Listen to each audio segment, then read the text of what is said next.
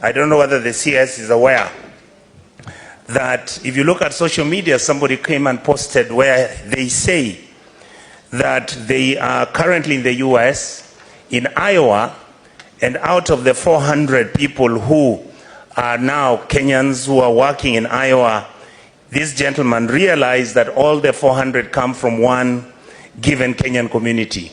The question I wanted to ask the minister is whether he's aware that his government is recruiting individuals according to their tribes and shipping them over to whichever country they are going to work, and whether he is trying to solve that problem given the fact that Kenyans are expecting equity and fairness when these opportunities come, particularly given that many of us in the Senate represent the county governments.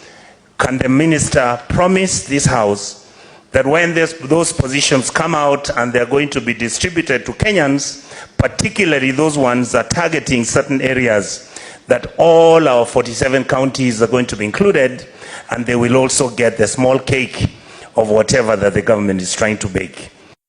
These recruitments have been largely private sector driven. They have not been government driven, but the government will not entertain an ethnic driven arrangement when getting people opportunities outside the country. Madam Speaker, some issues are historical, and we all know them.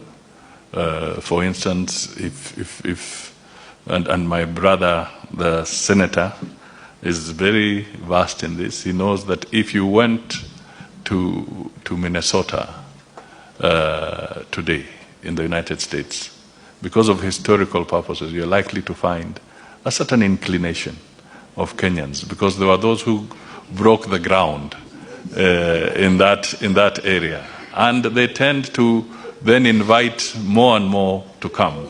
If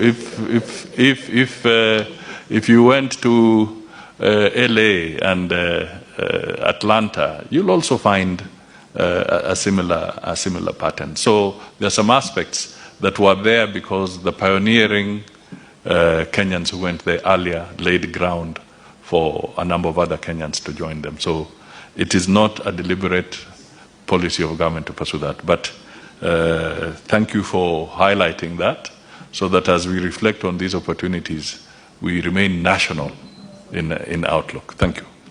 Thank you, Honorable Cabinet Secretary. Senator Ekomwa James Lomeneng.